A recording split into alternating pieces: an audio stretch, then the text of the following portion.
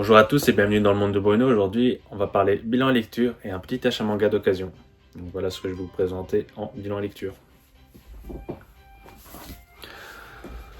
Tout d'abord, on va parler du tome 1 de Subaru de chez Nabhan Edition de Masahito Soda, donc l'auteur de Capeta. Donc très bon tome.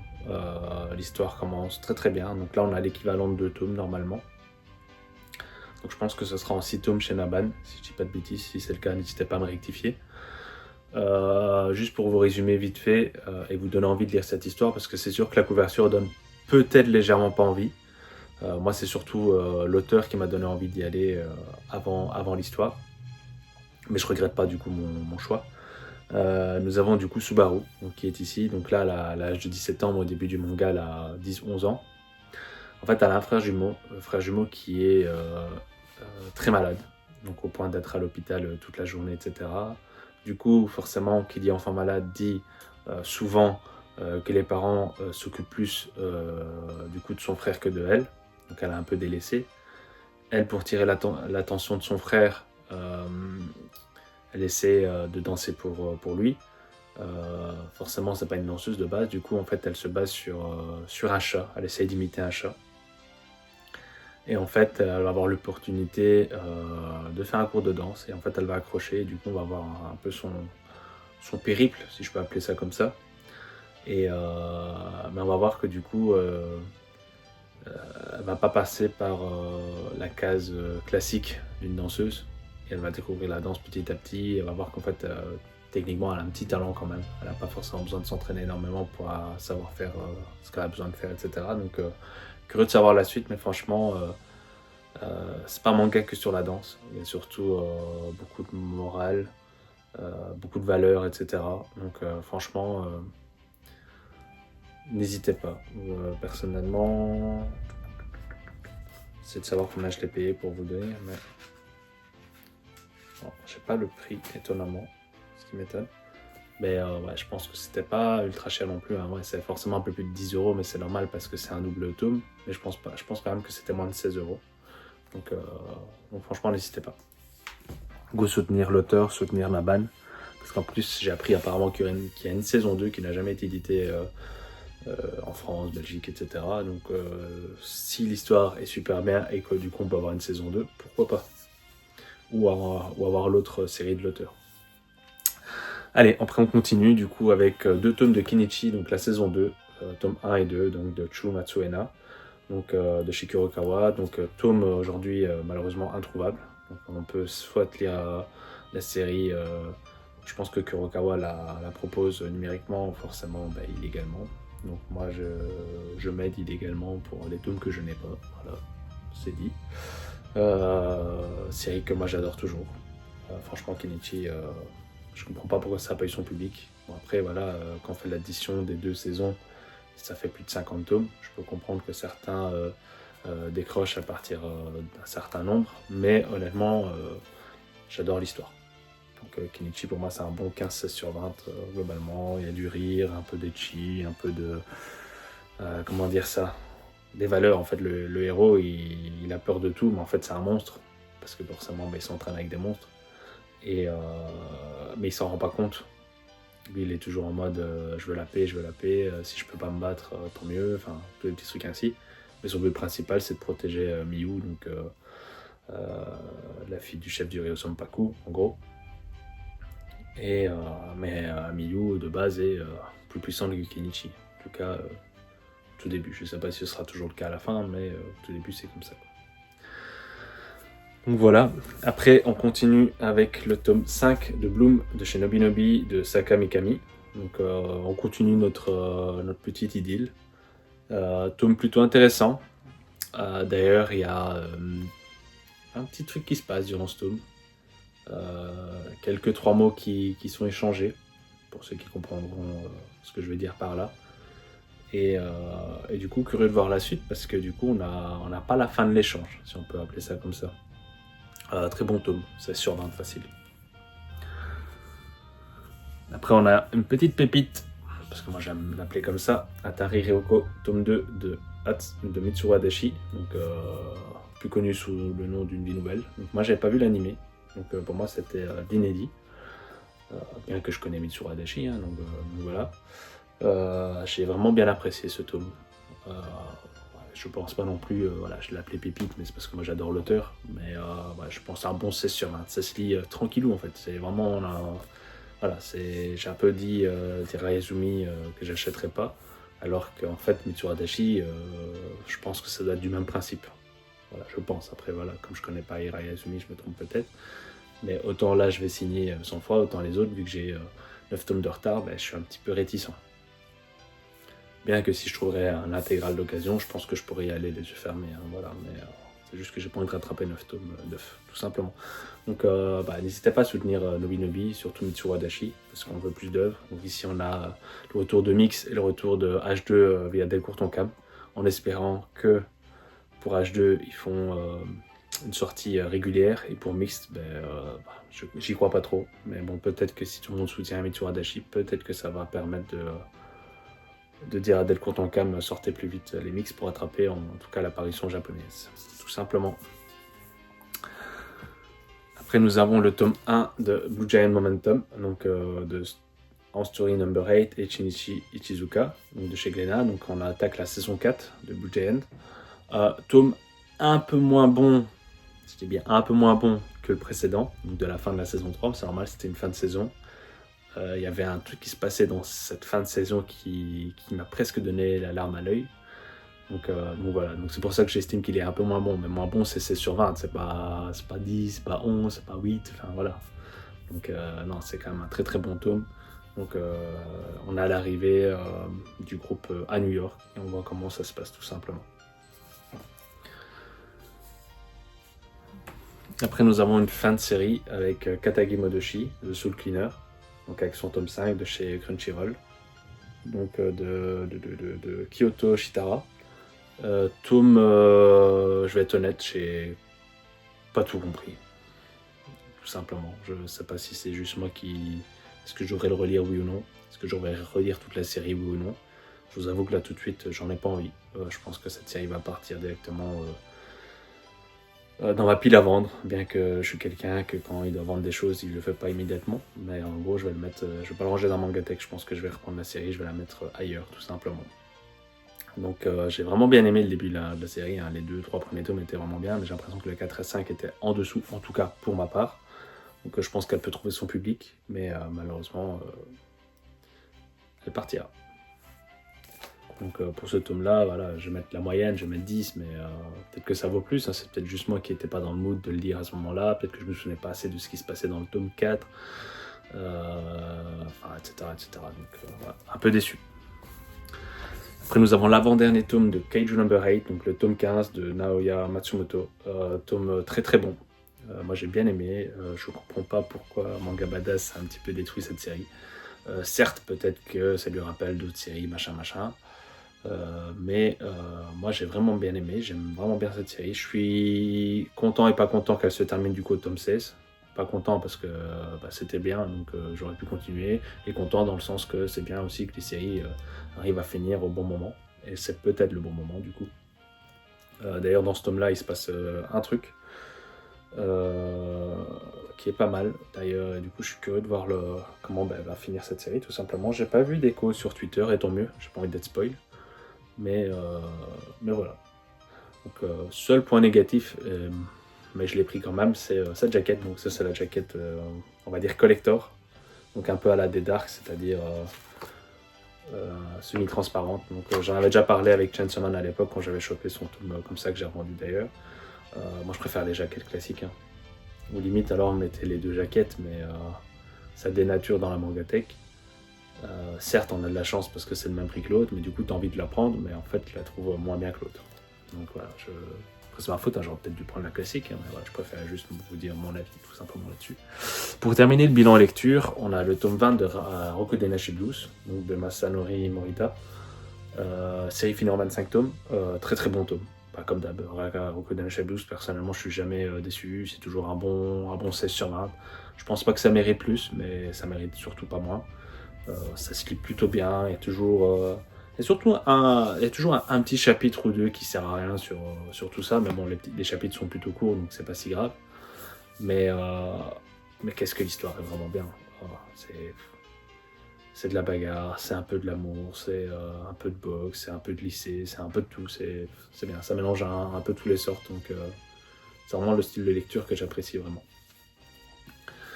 Donc voilà, donc on en a fini pour le bilan lecture, donc j'aimerais bien avoir votre avis si vous avez lu les 20 tomes, etc. Qu'est-ce que vous avez pensé, vous?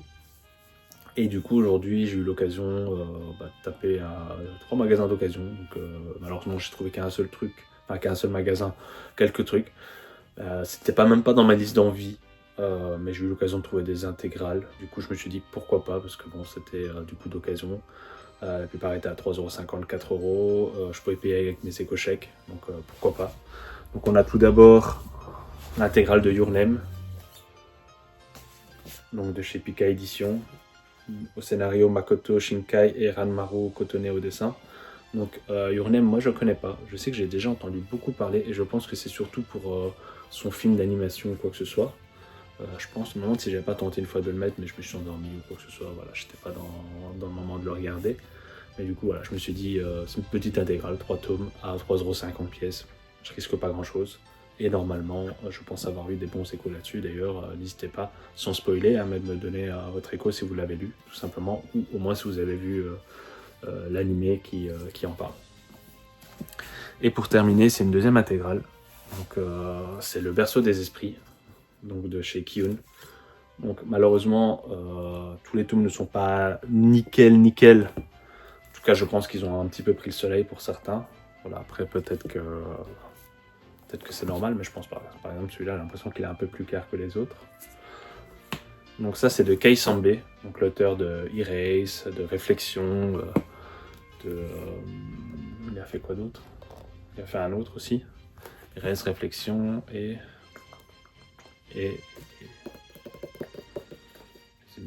Ecos. Donc voilà, moi j'avais vraiment bien apprécié ces 3 autres séries.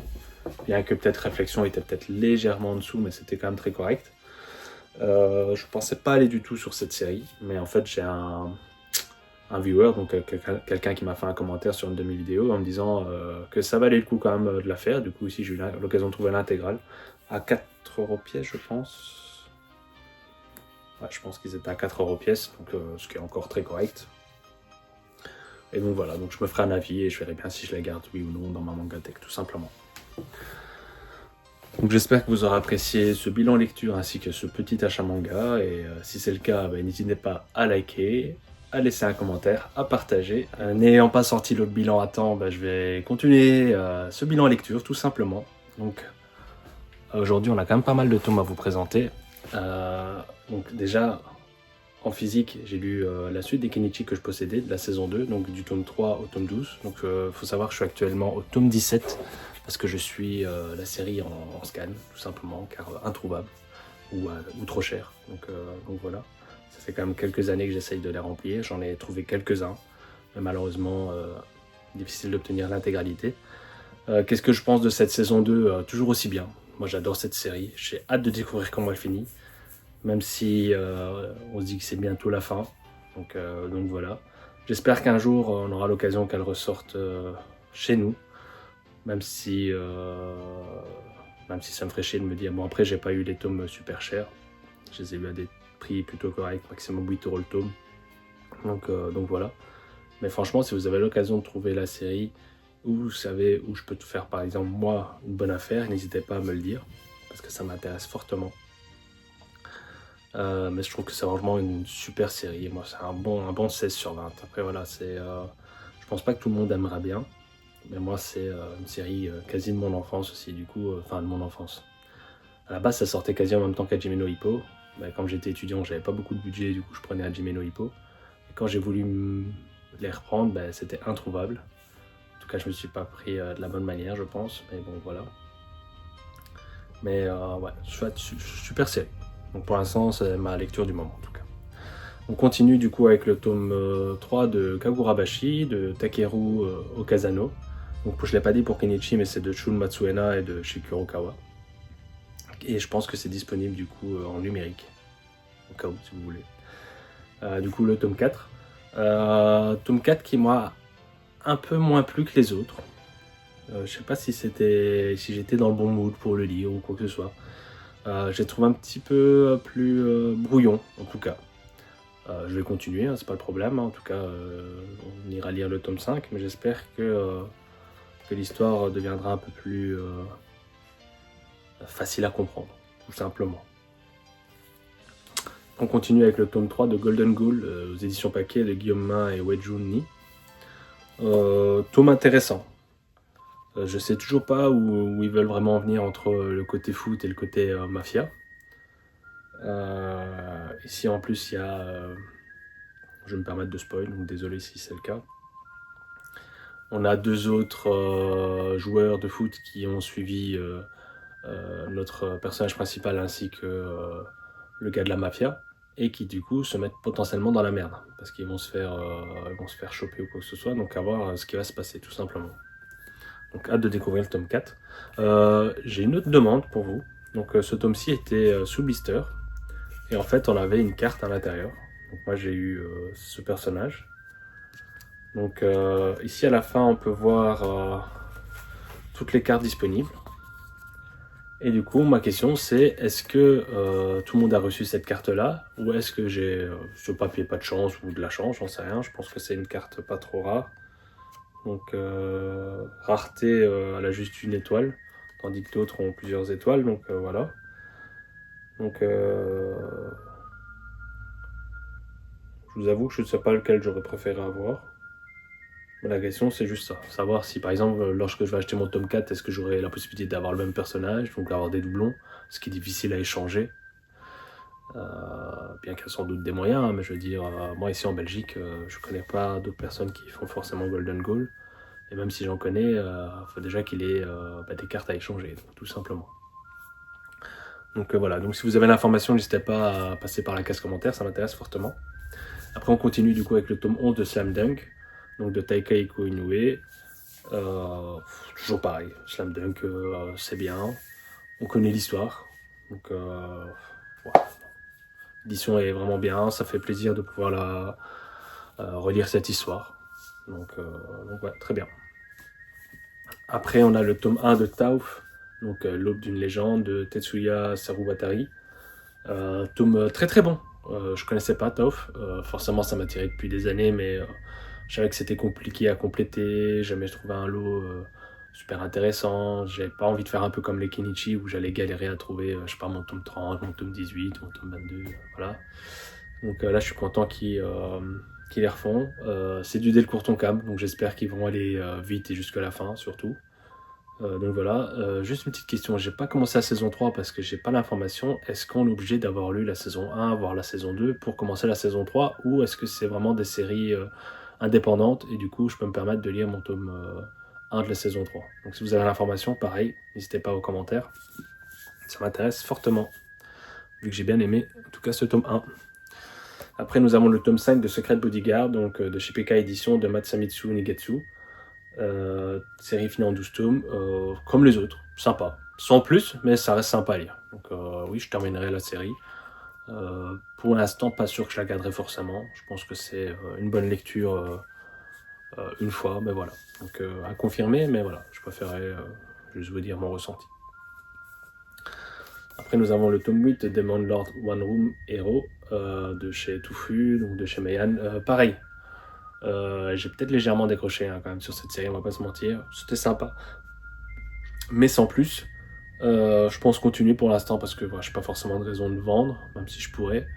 Mais peut-être que pareil, peut-être qu'à la fin, peut-être que je revendrai à la fin, tout simplement. Pour terminer ce bilan lecture, nous avons le tome 30 de Aohashi de Yugo Kobayashi, donc tome toujours intéressant, hein, donc ça c'est du bon 16-17 sur 20. On a Ashito qui termine ses 3 jours chez les pros. On lui fait des promesses, donc à lui d'essayer de comment dire ça. En gros, on leur a dit que si leur équipe gagnait le tournoi, ce qui a été fait, ils pourront participer à un tournoi international où normalement ils pourront peut-être affronter le Barcelone, et en gros s'ils battent le Barcelone, ils pourront en tout cas s'entraîner avec les pros. Donc voilà, donc l'objectif d'Aoi dans les futurs tomes, concrètement. Donc on a fini avec le bilan lecture. Donc comme je vous en avais parlé, la semaine passée c'était mon anniversaire, donc le 25. Et j'ai reçu 2 figurines. Donc je vais pas les déballer, mais je voulais juste vous les montrer, j'en profite. Donc j'ai reçu un Gogeta. Et du coup, qui dit Gogeta dit, à votre avis, Janemba. Donc voilà, donc je pense pas les déballer pour le moment en tout cas. Mais je suis quand même content d'ajouter ça à ma collection. Et sur ce, je vous dis à bientôt les amis.